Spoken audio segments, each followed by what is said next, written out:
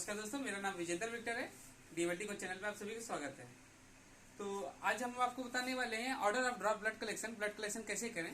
क्योंकि हमने हॉस्पिटल में देखा है कई जगह पे कि ब्लड कलेक्शन में प्रॉब्लम होती है। कभी कभी सैंपल हिमोलाइज हो जाता है कि या क्लॉट रहता है सैंपल में, या सैंपल की क्वांटिटी कम रहती है। कारण क्या है, कैसे करना है, आइए इसके विषय में बताते हैं। ठीक है, स्टार्ट करते हैं।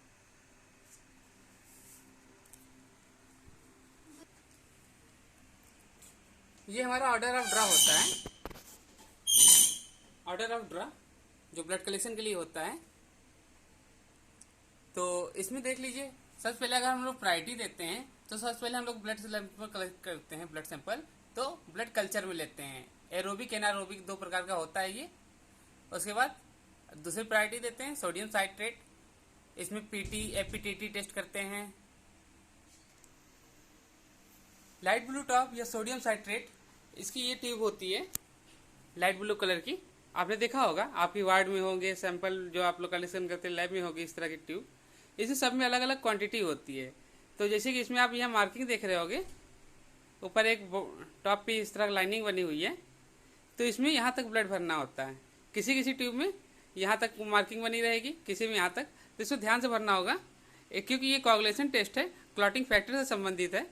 अगर इसमें रिपोर्ट में ऊपर नीचे हो गया, गड़बड़ रिपोर्ट आ गई, तो क्या होगा, पेशेंट का रक्त थक्का नहीं जमे, उसके लिए गलत दवा चल जाएगी।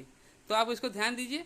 कभी अगर आपको ब्लड कलेक्शन करना है सोडियम साइट्रेट में या पीटी एपीटीटी टेस्ट के लिए, तो आपको क्या करना होगा, इसमें मार्किंग दी हुई है तो मार्किंग के अनुसार करिए। जैसे मार्किंग बना हुआ है,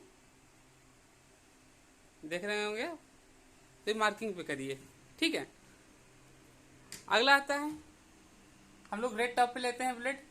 रेड टॉप में हम लोग क्या करते हैं, ब्लड बैंक में जो क्रॉस मैच वगैरह होता है उसके लिए, या बायोकेमिस्ट्री के टेस्ट, हार्मोन एंजाइम वगैरह के टेस्ट भी इसमें होते हैं, एंटीबायोटिक वगैरह के टेस्ट होते हैं। तो ये इस तरह की ट्यूब होती है रेड कलर की। तो इसको देख लीजिए, इसमें कहते हैं कुछ नहीं पड़ा होता है, लेकिन इसमें एक चीज़ पड़ा होता है, क्लॉट एक्टिवेटर। क्लॉट एक्टिवेटर क्या करता है, जैसे आपको पता होगा कि रक्त का थक्का जमने में नियर अबाउट 45 मिनट लगते हैं कि पूरी तरह से सीरम अलग हो जाएगा जो आरबीसी से। तो अगर क्लॉट एक्टिवेटर में काम कर ब्लड सैंपल डाल देते हैं तो जो काम 45 मिनट में होना है वो काम 15 मिनट में हो जाएगा। इसलिए हम लोग क्लॉट एक्टिवेटर में लेते हैं। अदरवाइज हम लोग रियर ट्यूब में भी ले सकते हैं, प्लेन वायल में भी ले सकते हैं, सीरम में भी रख सकते हैं। क्लॉट एक्टिवेटर में रखने से जल्दी प्रोसीड होता है, सीरम जल्दी अलग होता है। ठीक है। इसकी मार्किंग की बात करें तो इसमें आपको ऊपर तक ले सकते हैं, 2 ml 2.5 ml जितना जरूरत हो, कम से कम 2 ml तक लीजिए ब्लड। ठीक है। उसके बाद आता है एसएसटी। एसएसटी एक ट्यूब होती है जिसमें जेल भरा होता है। ठीक है। तो एसएसटी में हम लोग क्या करते हैं, एसएसटी में एलएफटी केएफटी वगैरह जो टेस्ट होते हैं, बायोकेमिस्ट्री के, इम्यूनोलॉजी के टेस्ट होते हैं, जिसमें हम चाहते हैं कि सीरम सेपरेटेड ट्यूब नाम से जानते हैं इसको, जिसमें सीरम अलग हो जाता है और आरबीसी अलग हो जाता है, बीच में जेल आ जाता है। तो ये टेस्ट में क्या करते हैं कि हम लोग ब्लड सैंपल पूरा ऊपर तक भर लेते हैं और उसके बाद सेंट्रीफ्यूज कर देते हैं, तो आरबीसी अलग हो जाएगा, सीरम अलग हो जाएगा। उसके बाद आता है ग्रीन टॉप, लिथियम हिपेरिन। कभी कभी सोडियम हिपेरिन भी रहता है, लिथियम हिपेरिन भी रहता है। तो इसमें हम लोग साइटोजेनेटिक के टेस्ट करते हैं, बायोकेमिस्ट्री के टेस्ट करते हैं। ठीक है। तो उसमें रेड सेल सस्पेंशन वगैरह काम आता है, कई काम की चीज़ है ये।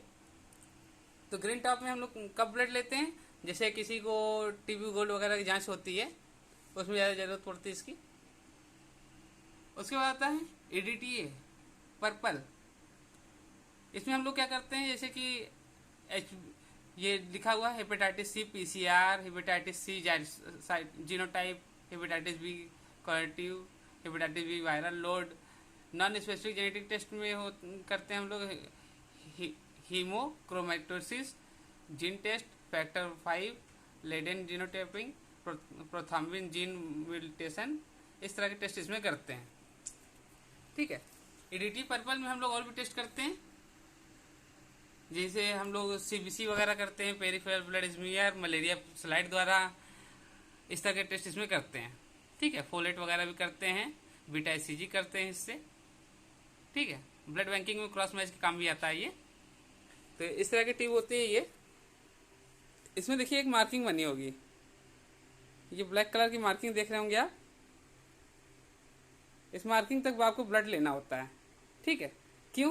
क्योंकि इसके अंदर जो एंटीकोगुलेंट मिला हुआ है जो रक्त का थक्का जमने से रोकेगा, तो एक निश्चित मात्रा में बना हुआ है इतने मात्रा के लिए, जिससे कि इसमें रिजल्ट में कोई ज़्यादा फर्क ना पड़े। इसमें ब्लड लेते समय एक चीज़ ध्यान रखना है कि अगर आप जैसे होल्डर मेथड से ऐसे डायरेक्ट लगा के लेते हैं ब्लड, तो उसमें आरबीसी हिमोलाइज नहीं होगी।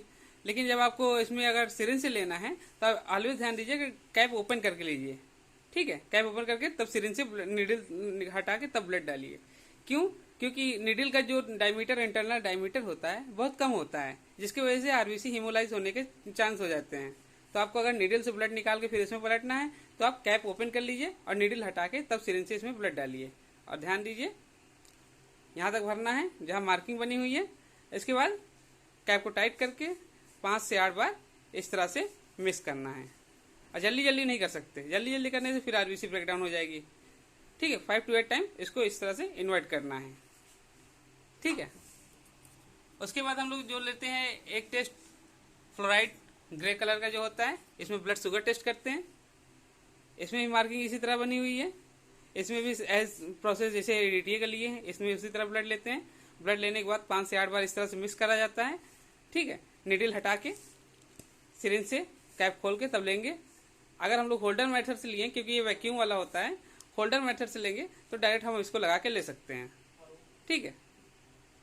प्रोथर्मिन टाइम टेस्ट या एपीटीटी टेस्ट जो कोगुलेशन का टेस्ट होता है, जैसे कि रक्त का थक्का जमने में जांच जैसे बीटीसीटी करते हैं उससे बड़ी जांच है ये, तो इसको आप लोग ध्यान दीजिएगा क्योंकि इसमें अक्सर सैंपल कम आता है, तो इसकी वजह से रिजल्ट में इफेक्ट आता है।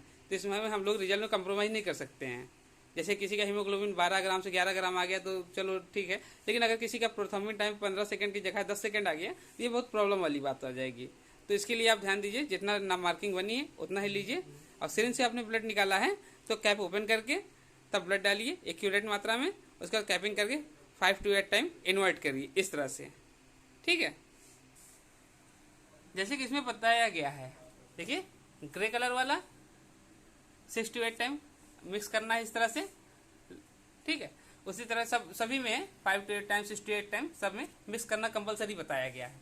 आप रेड टॉप में देखेंगे इसको, इसमें भी 6 to 8 टाइम बताया गया है मिक्स करने के लिए। अब आप कहेंगे कि इसमें क्यों इन्वर्ट करने की जरूरत है, इसमें तो प्लेन है, लेकिन इसमें एक क्लॉट एक्टिवेटर है जो रक्त का थक्का जल्दी जमाएगा। तो आपको इसको 5 से 8 बार मिक्स करना है, ठीक है। थैंक यू, जय हिंद, बाय बाय।